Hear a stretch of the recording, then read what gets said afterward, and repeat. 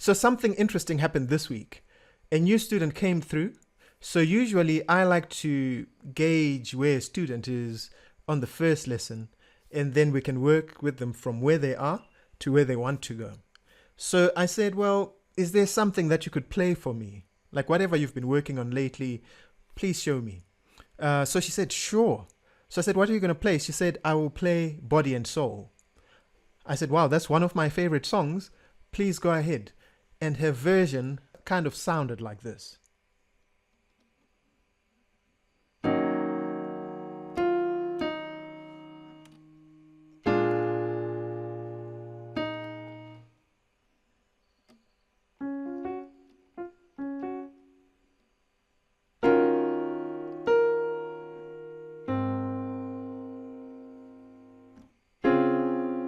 Oh, wait.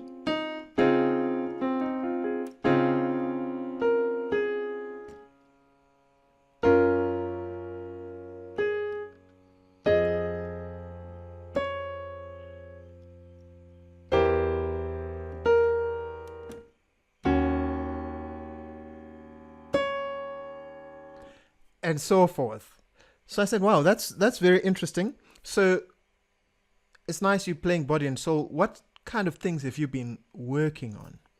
So she said, yeah, I've been working on playing these voicings that have got the seventh and the third in them, because I heard about this in a YouTube video, so the third and seventh are the most important notes. So she said, when I'm playing the beginning, so like here there's an E flat minor 7, so my important notes are the third and the seventh. So I will add the melody note on top. So I will play. And when I go to the B flat 7, I'm going to look for the third and seventh there. And then I'll add the melody on top. So.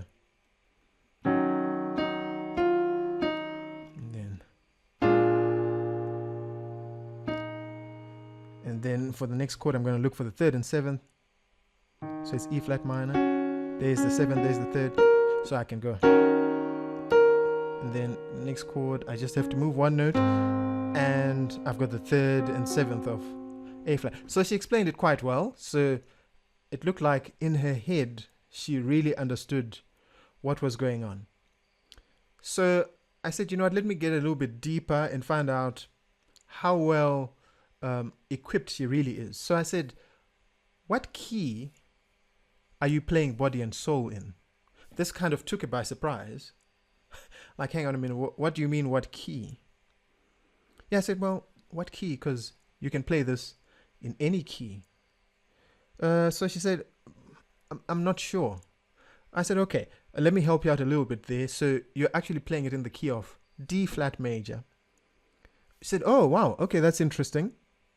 So I said, my follow-up question was, please play for me the D flat major scale.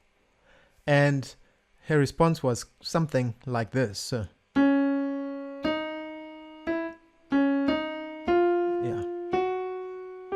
No. Oh, no. So clearly she didn't know the D flat major scale. So she was playing Body and Soul. She didn't know what key it was in. And she couldn't play the scale that the song was based on. For me, problem right there that needs to be addressed. Because if you really don't know the key, and if you don't know the scale that the chords are going to come from, you probably really have no business playing that song, until you've got those skills. So I said, is there a major scale that you know? Yes. Okay, which one? Said C major. I said, that's fantastic. Play it for me.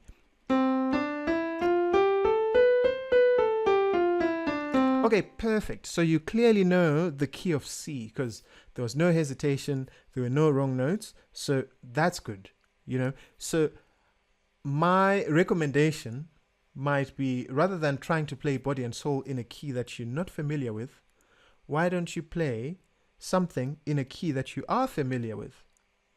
Or the second option would be, why don't you learn that key before you play a song in that key? Okay, so like rather learn the D flat major scale first. I didn't even bother to ask her the next question, which was on my mind, which I usually would ask a student. So if I ask you what key it's in, what scale, can you please play the scale that that key is based on? My follow-up question is usually, can you play for me the chords in that scale?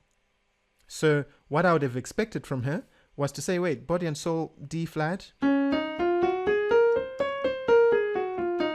Okay, fine. Now let's play the chords in the key of D flat. So I wanted to hear 1, 2, 3, 4, 5, 6, 7, and then we're back at 1, right? Because if you know the chords in the key, that means you're able to play the chord progressions. So there are some basic things that are very important, that I consider fundamental for any musician. So you need to know core ingredients of jazz. So things like a 2-5 progression. So if you are in the key of D flat, hopefully you know how to play the 2, 5, 1 in the key of D flat. You can't really do that if you don't know the scale and if you don't know the chords in that key. So things like 2, 5, 1, things like turnarounds. Can you play a turnaround in that key? You know, just basic chords before we even go to these fancy chord voicings. At some point, she even mentioned rootless voicings, and she called some of them type A and some of them type B. Because again, this is information that she had found from books and the internet. So I was like, okay, before we even go there, just the basic chords, just the basic 7th chords. We should be able to play those things before we tackle the song. So what I would have expected is, if you've got those fundamentals, then you should be able to say to me, hang on, body and soul is chord 2, going to chord 6, back to chord 2, it's simply a 2, 5, 1. Okay, so I'm in D flat and I'm playing that. So what did I say? Chord 2, then chord 6, then a 2, 5, 1, right? So ta-dee-da-dee, ta-dee. You know, you should be able to do that ideally in any key. So if I said in the key of C, you probably have found that easier. So chord 2, da-dee-da-dee, da-dee.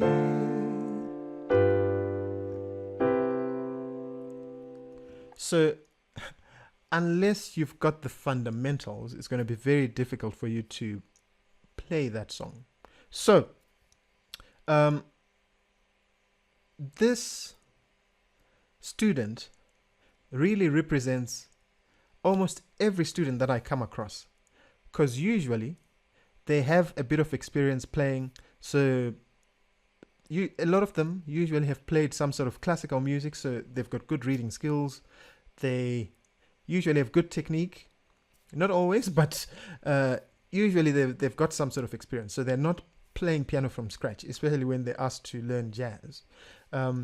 So as much as I'm talking about this one student, she's really representing almost all my students.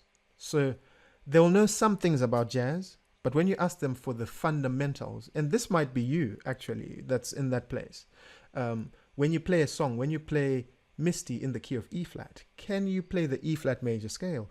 Do you know the chords in the key of E flat? You know, are you confident playing them? Do you know the quality of each chord? Do you know the function of each chord? So if I say key of E flat, can you play chord 3? Will you instantly go there? And if I ask you what chord is that, are you able to tell me that's G minor 7? You know, so we've got to have these fundamentals down. So because I get this same student, and I've had the same student now for almost 30 years, you know, or at least over 30 years, this student keeps coming back with a different name. And I mean, since I started doing these online things, usually from another part of the world, which is really great, this same student keeps coming to me. So what I decided to do about a month ago is to actually create this thing that I call the Jazz Piano Pyramid. And this jazz piano pyramid is really a diagram which shows you how to get to where you want to go. So, at the top of the pyramid, usually everyone's goal is to play solo piano.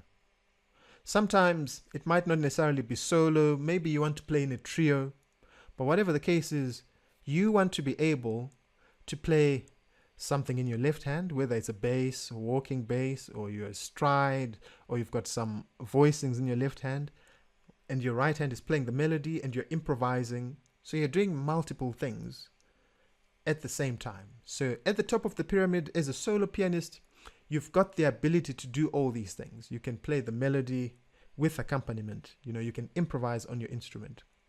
Now, I call this the top of the pyramid because it takes quite a while to get to the top. If you've tried to climb a mountain, or if you think of climbing Mount Everest, like getting to the top is not easy. Few people in history have managed to do that. And even musically, not that many people really get there. So if you want to get there, there are some things at the bottom of the pyramid that you need to take care of, that you need to go past in order for you to get to the top. So a lot of people are trying to get to the top straight away, almost like they're trying to microwave this music process so that it happens as quickly as possible and without all that foundation. I just want to go all the way to the top. Unfortunately, it doesn't quite work like that. So what you need to do is to go all the way to the bottom and work on the fundamentals. Now, speaking of fundamentals, this is exactly why I've created a course called Jazz Piano Fundamentals. And here we cover the things at the bottom of our pyramid without which it's very difficult to get to the top. I actually think it's impossible to get to the top. All the great jazz musicians that you hear, if you ask them for these fundamentals, they've got them. Okay, so what's at the bottom there that we really need to master? And these, again, are the things that I cover in my Jazz Fundamentals course. So, first thing we explore are chords. So, do you know your chords? If I say to you, play F sharp minor 7 flat 5, do you immediately do that on your instrument? Or do you have to work it out and say, wait, F sharp, did you say minor? F sharp minor, so what's a minor third from there? Or whatever. Actually, if you're able to calculate it and work it out like that, you're already on your way. I mean, that's the bottom of the pyramid, but at least you're beginning to make sense of it. But at the bottom of the pyramid, we cover things like chords, all the important chords in jazz. The chords that you require to play at least maybe 90 or 95% of the vocabulary that exists there, or 95% of the repertoire that exists. We'll cover all those chords. I mentioned the minor 7 flat 5, but I mean, we could be talking about diminished chords. We could be talking about dominant 7th chords. So we cover not only what these chords are, but what they look like, what they feel like, and how they're actually constructed. Once you know your chords, the next step is to learn the chord progressions. Because just like that lady couldn't play a chord progression in the key of D flat, it's no wonder Body and Soul was a bit out of her reach. In fact, she couldn't even play the scale. So we talk about the chords, we talk about chord progressions. They are important chord progressions. Again, these chord progressions, they probably found in at least 90% of the repertoire that's out there. So that's very important. I mentioned briefly some of it, like the 2-5-1. I mentioned the turnaround as well.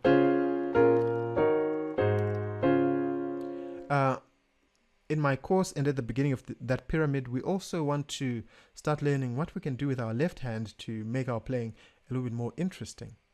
So I get into some very basic voicings, like shell voicings. And shell voicings are very interesting. These are the voicings that were developed by Thelonious Monk.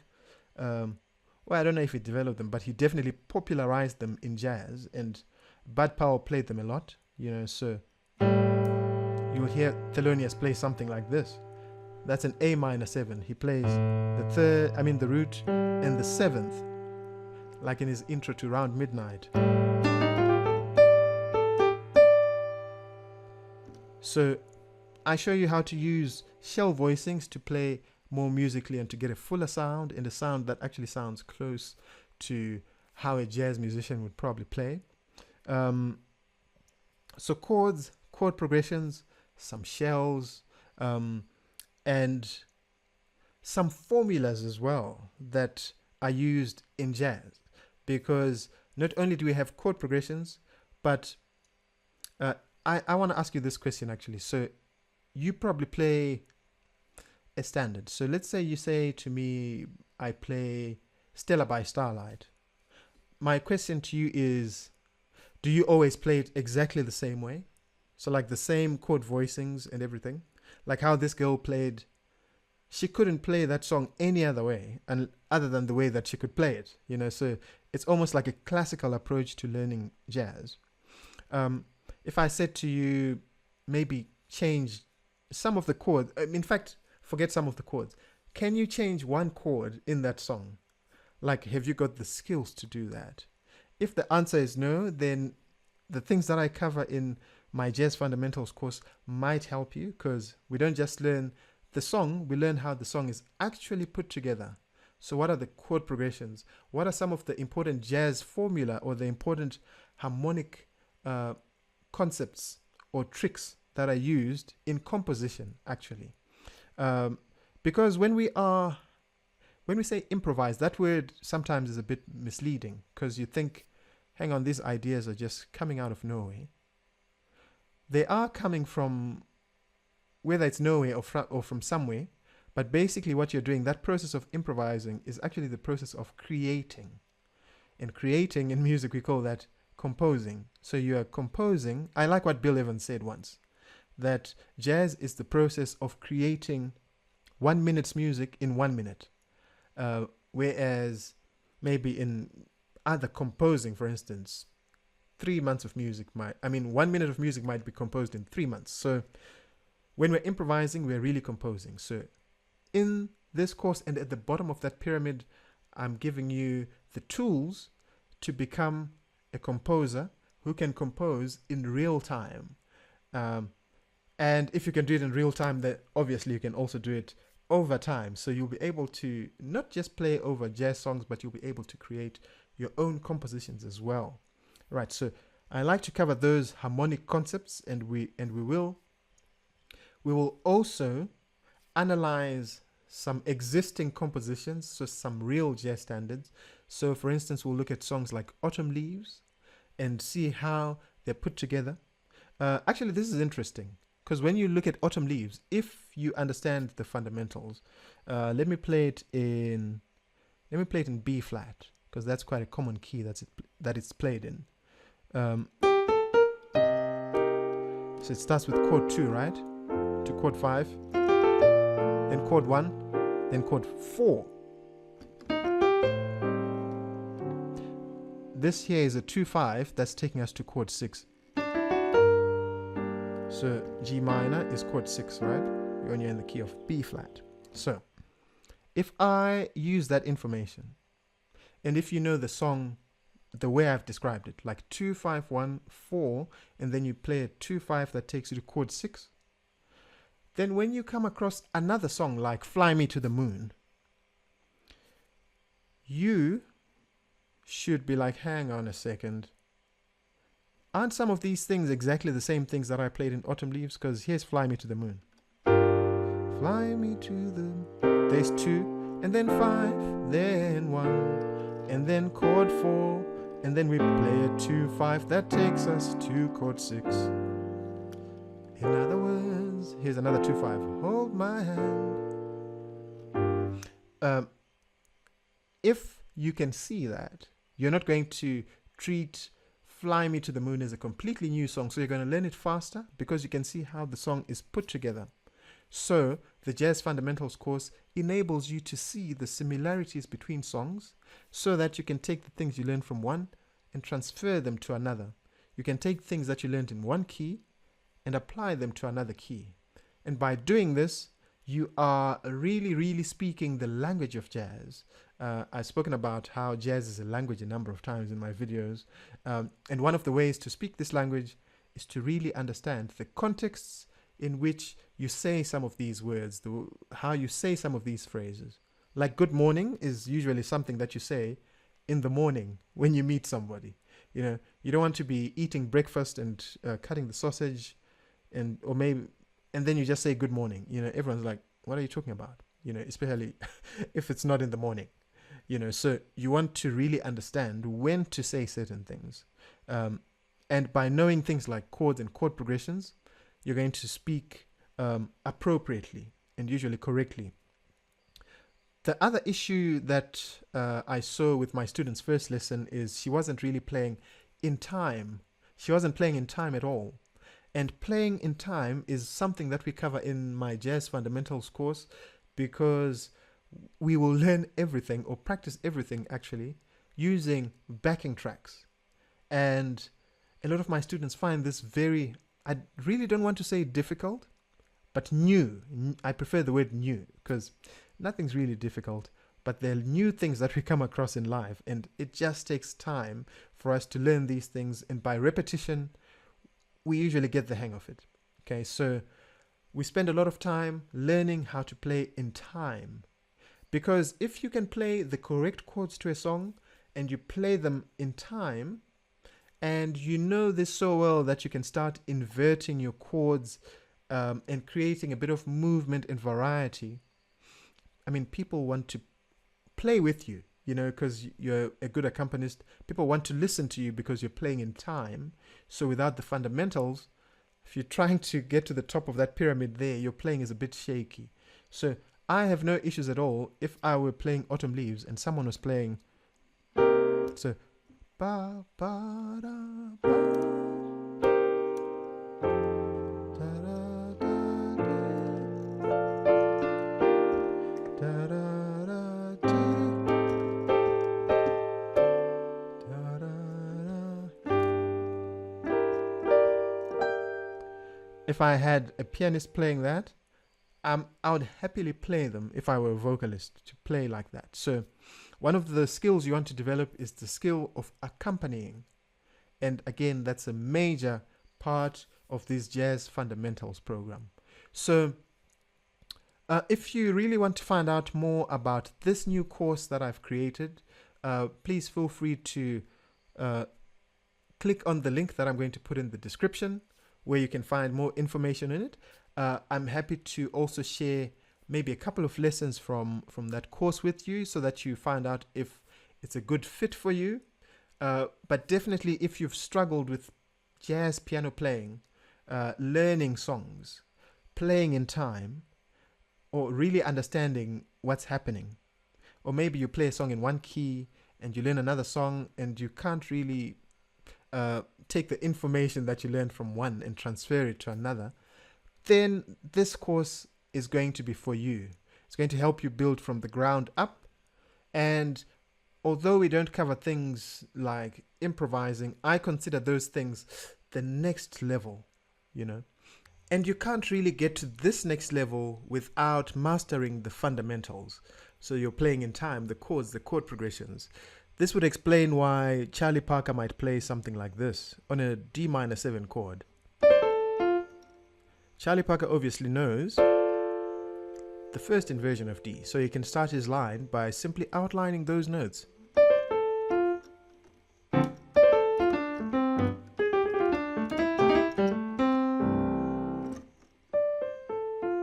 He knows his inversion. It explains why Bud Powell would play on a C7 chord. So he obviously knows the chords in the C7 scale. So he knows, hang on, I can play my line starting there. He knows his fundamentals, so. He played the chord on the 7th degree of the scale. Then he plays a chord on the 3rd degree of the scale. So.